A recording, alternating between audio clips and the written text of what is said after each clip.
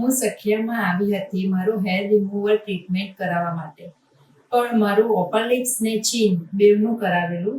તેમાં પહેલા ગ્રોથ વધારે હતો, હવે ઓછો થયો છે ધીરે ધીરે થઈને. ને સ્ટાફ પણ સારો છે સખિયામાં.